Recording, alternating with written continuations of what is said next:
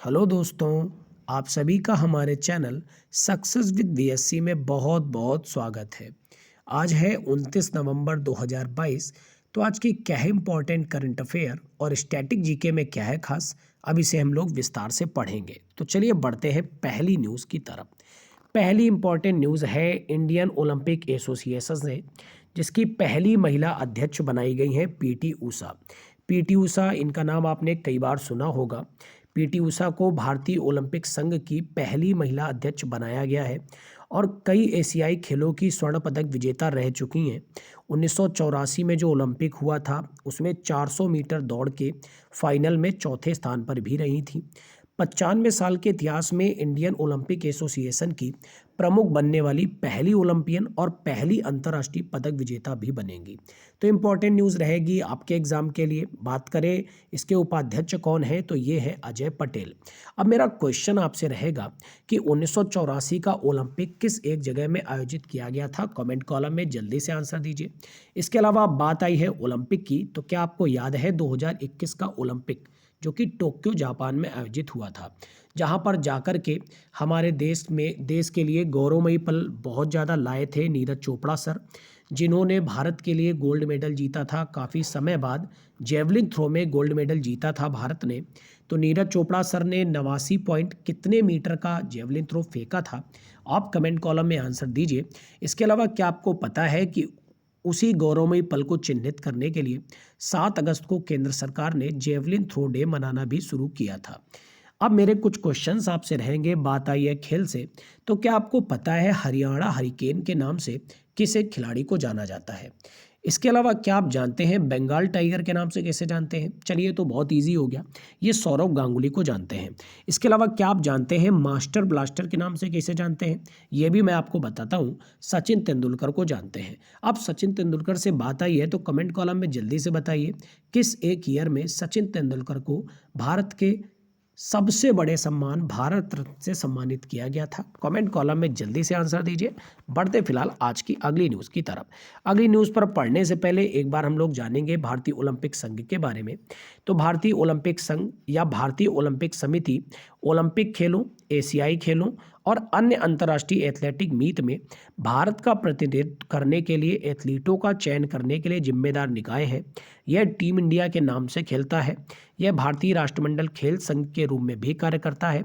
इसकी स्थापना 1927 में हुई थी। मुख्यालय है नई दिल्ली में और इसकी अध्यक्ष बन गई हैं पीटी ऊषा। तो ये थी आज की इंपॉर्टेंट न्यूज़। पढ़ते हैं दूसरी इंपॉर्टेंट न्यूज़ की तरफ। अगली न्यूज़ है एनसीसी से, यानी नेशनल कैडेट कोर। इसने मनाया है अपना 74वां स्थापना दिवस। तो एनसीसी ने 27 नवंबर 2022 को अपने स्थापना दिवस की 74वीं वर्षगांठ मनाई है। एनसीसी दिवस नवंबर के चौथे रविवार को हर वर्ष मनाया जाता है। एनसीसी की बात करें तो इसकी स्थापना 15 जुलाई 1948 को हुई थी और ये दुनिया का सबसे बड़ा वर्दीधारी युवा संगठन है। कुछ और इम्पोर्टेंट बात करें तो ये थल सेना, नौसेना और वायुसेना सहित त्रिसेवा संगठन के रूप में स्वैच्छिक आधार पर स्कूल और कॉलेज के छात्रों के लिए खुली है। कैडेट को छोटे हथियारों और ड्रिल में बुनियादी सैन्य प्रशिक्षण दिया जाता है। इसका मुख्यालय है नई दिल्ली में और इसकी आदर्श वाक्य है एकता और अनुशासन। सबसे इम्पोर्टेंट है इसके महानिदेशक, यह है लेफ्टिनेंट जनरल गुरबीर पाल सिंह। अब बात यहाँ पर एनसीसी की आई है तो कुछ सेनाओं की बात कर लेते हैं। सबसे पहले तो कमेंट कॉलम में आंसर दीजिए, आर्मी डे किस दिन मनाते हैं। चलिए मैं ही बताता हूँ, 15 जनवरी को मनाते हैं। वायुसेना दिवस यानी इंडियन एयरफोर्स डे किस दिन मनाते हैं, तो ये मनाते हैं 8 अक्टूबर को। अब आप कमेंट कॉलम में बताइए कि नेवी डे आखिर किस दिन मनाया जाता है। इसके अलावा मेरे कुछ और क्वेश्चंस रहेंगे। अब ये तो 3 सेनाएं हो गई। आपको पता है कि तीनों सेनाओं का मुखिया कौन होता है, तो ये राष्ट्रपति होते हैं। राष्ट्रपति के अलावा एक और मुखिया वर्तमान में कौन है, तो ये होते हैं सीडीएस साहब, यानी चीफ ऑफ डिफेंस स्टाफ। आपको कमेंट कॉलम में बताना है भारत के पहले सीडीएस कौन थे जिनका प्लेन क्रैश दुर्घटना में निधन हो गया था पिछले वर्ष। आप कमेंट कॉलम में जल्दी से बताएंगे। बढ़ेंगे फिलहाल अगली इंपॉर्टेंट न्यूज़ की तरफ। अगली न्यूज़ है 28 नवंबर से शुरू हुआ है संयुक्त सैन्य अभ्यास अस्त्र हिंद 2022। तो भारतीय सेना और ऑस्ट्रेलियाई सेना के बीच द्विपक्षीय सैन्य प्रशिक्षण अभ्यास अस्त्र हिंद 2022 28 नवंबर 2022 को महाजन फील्ड फायरिंग रेंज राजस्थान में शुरू किया गया है। यह अभ्यास 28 नवंबर से लेकर 11 दिसंबर तक चलेगा। अभ्यास अस्त्र हिंद एक वार्षिक कार्यक्रम होगा जो भारत और ऑस्ट्रेलिया में बारी बारी से आयोजित किया जाएगा। अब बात आई है ऑस्ट्रेलिया की, तो क्या आप जानते हैं ऑस्ट्रेलिया के प्रधानमंत्री कौन है?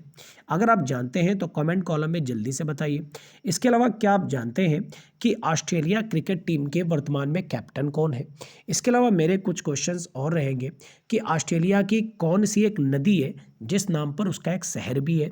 अगर आपको पता है तो कमेंट कॉलम में जल्दी से आंसर दीजिए। यहाँ पर बात राजस्थान की भी हुई है, तो क्या आप जानते हैं राजस्थान का एक हिली एरिया है जिसका नाम है माउंट आबू, जो कि बहुत ज़्यादा प्रसिद्ध है राजस्थान में ठंडी जगहों के मामले में। और राजस्थान में एक ऐसी जगह भी है जो भारत के सबसे गर्म स्थानों में मानी जाती है। कौन सी जगह है? बीकानेर वो जगह है। बढ़ते फिलहाल आज की अगली न्यूज़ की तरफ। अगली न्यूज़ है बिहार से। तो बिहार के मुख्यमंत्री नीतीश कुमार ने किया है हर घर गंगा जल परियोजना का शुभारंभ। तो बिहार के मुख्यमंत्री नीतीश कुमार साहब ने राजगीर में हर घर गंगा जल परियोजना का शुभारंभ किया है। यह राज्य के सूखे क्षेत्रों में नल से गंगा जल उपलब्ध कराने की एक अनूठी और महत्वाकांक्षी पहल है। यह योजना मानसून के मौसम के दौरान गंगा के अतिरिक्त पानी का संचयन करने में मदद करेगी। हर घर गंगा जल बिहार सरकार की जल जीवन हरियाली योजना का हिस्सा है। अब यहाँ पर बिहार की बात आई है तो आप कमेंट कॉलम में बताइए बिहार के वर्तमान में गवर्नर कौन है? बिहार से बात करें तो बिहार से बहुत ही इंपॉर्टेंट लोग जुड़े हुए हैं।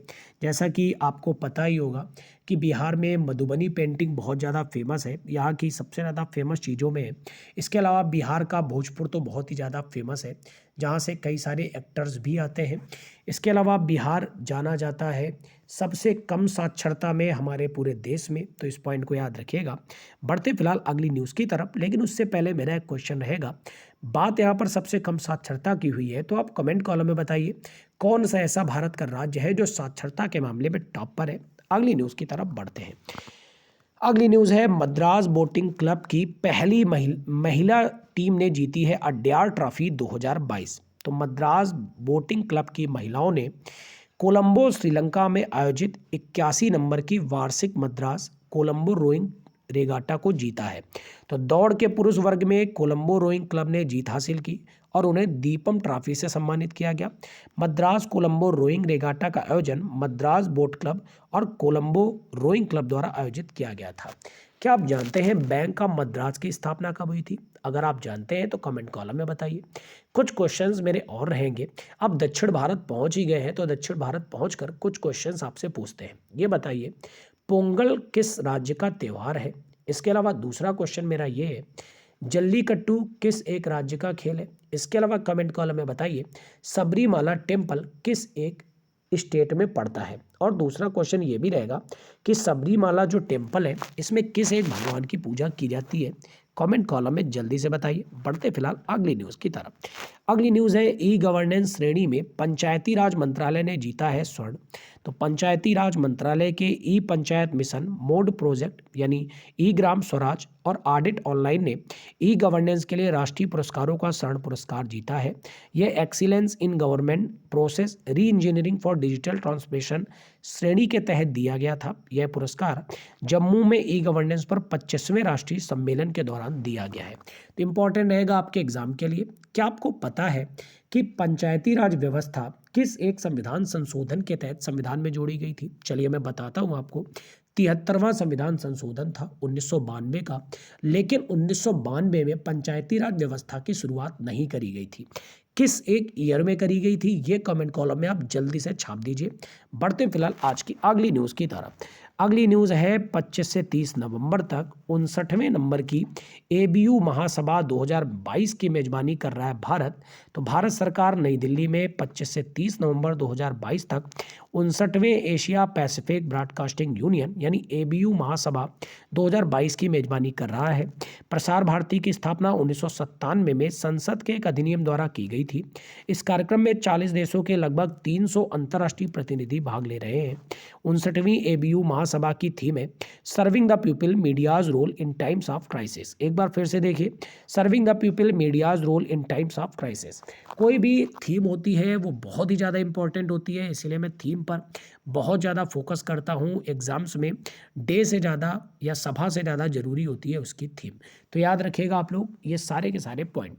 अब यहाँ पर मेरा एक क्वेश्चन रहेगा आपसे, ये बताइए विश्व पर्यावरण दिवस जो मनाया जाता है 2022 में इसकी थीम क्या रही थी। इसके अलावा विश्व जनसंख्या दिवस जो 11 जुलाई को मनाया जाता है इसकी थीम क्या रही थी, कमेंट कॉलम में जल्दी से बताइए। बढ़ते फिलहाल आज की अगली न्यूज़ की तरफ। अगली न्यूज़ है भारतीय नौसेना ने लॉन्च किया है नया सर्वेक्षण पोत जिसका नाम है इच्छक। तो भारतीय नौसेना ने कट्टुपल्ली चेन्नई में 4 सर्वेक्षण जहाजों परियोजना में तीसरे इच्छक का शुभारंभ किया है। सबसे इंपॉर्टेंट है किसने बनाया है, तो याद कर लीजिए इसे garden reach ship builders and engineers ने बनाया है। मेरा कुछ क्वेश्चंस रहेगा कि भिलाई इस्पात संयंत्र किस एक देश के सहयोग से बनाया गया था।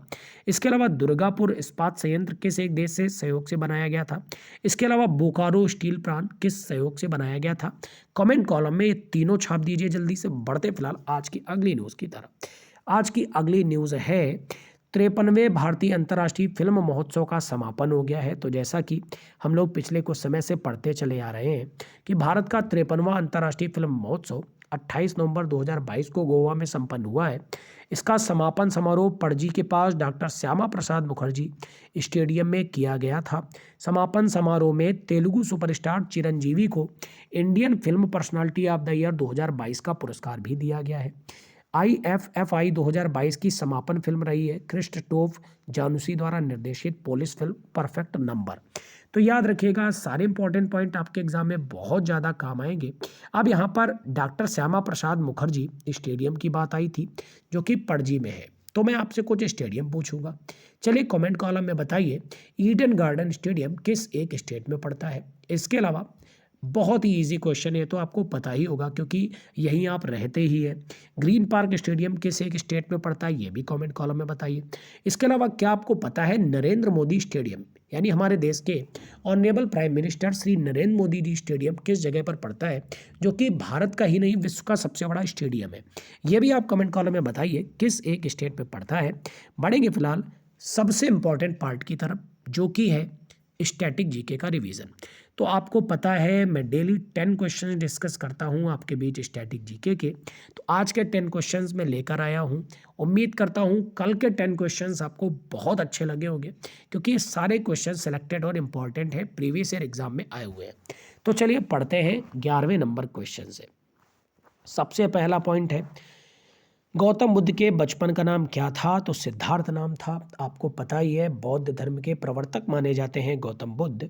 अगला पॉइंट है भारत में सशस्त्र बलों का सर्वोच्च सेनापति कौन होता है, तो हमारे माननीय राष्ट्रपति जी होते हैं। आपको पता ही है हमारे देश की वर्तमान में महामहिम द्रौपदी मुर्मू जी हैं। रतौंधी किस विटामिन की कमी से होता है, तो विटामिन ए की कमी से होता है। अब आप जानते ही हैं कि विटामिन ए का रासायनिक नाम क्या है, तो रेटिनॉल है। पोंगल किस राज्य का त्यौहार है, तो तमिलनाडु का त्यौहार है। देखिए कोइंसिडेंस, अभी मैंने कुछ समय पहले ही आपसे एक क्वेश्चन पूछा था और क्वेश्चन आपको तुरंत मिल भी गया, ठीक है, तो आपका काम थोड़ा सा आसान हो गया। फिर एक गिद्धा और भंगड़ा किस राज्य के लोक नृत्य हैं, तो पंजाब के हैं। आपको पता है क्या पंजाब में अभी हमारे देश के प्राइम मिनिस्टर नरेंद्र मोदी जी कुछ समय पहले गए थे तो सुरक्षा में चूक हुई थी बहुत ज़्यादा। कौन उस समय मुख्यमंत्री थे पंजाब के जिनसे बहुत बड़ी गलती हुई थी, कमेंट कॉलम में जल्दी बताइए। बढ़ते फिलहाल और भी स्टैटिक जी के पॉइंट की तरफ। टेलीविज़न का आविष्कार किसने किया, तो जॉन लोगी बेयर्ड ने किया। बहुत बार एग्जाम में आया हुआ सवाल है। फिर है भारत की पहली महिला शासिका कौन थी, रजिया सुल्तान थी। ये भी क्वेश्चन बहुत बार एग्जाम में आया है। फिर है मछली किसकी सहायता से सांस लेती है, तो याद रखिएगा गलफड़ों की सहायता से सांस लेती है। फिर है इंकलाब जिंदाबाद का नारा किसने दिया, तो भगत सिंह ने दिया। सबसे इंपॉर्टेंट पॉइंट, आखिरी पॉइंट आज का, जलियांवाला बाग हत्याकांड कब हुआ था, तो 19 अप्रैल 1919 को अमृतसर में हुआ था। तो कैसी लगी आपको क्लास, कमेंट कॉलम में ज़रूर बताया करें। अपने प्यारे प्यारे कमेंट्स किया करें और वर्क जो दिया जाए उसको तो ज़रूर ही किया करें, ठीक है, क्योंकि ज़्यादा से ज़्यादा वर्क को करेंगे तो ज़्यादा से ज़्यादा चीज़ें आपकी तैयार होंगी। अगर आपको वीडियो में कुछ थोड़ा भी पसंद आया हो तो दोस्तों के साथ ज़्यादा से ज़्यादा इस क्लास को शेयर करें, जिससे हमारे इस चैनल के माध्यम से बहुत सारे लोगों की हेल्प की जा सके। इसके अलावा कुछ जानकारी मैं आपको दे दूं, इसी चैनल के माध्यम से रोज़ सुबह 6 बजे करंट अफेयर की क्लास, शाम को 5:30 पर स्टैटिक जीके की वन लाइनर क्लास और रात में 8 बजे जीएस की डिटेल क्लास की जाती है। तो जल्दी से इस चैनल को सब्सक्राइब कर लें और अभी से बेल आइकन दबा दें, जिससे आगे आने वाली सारी वीडियोस का नोटिफिकेशन आप तक पहुंच जाए। आपका दिन मंगलमय हो। Thank you everyone. God bless you all.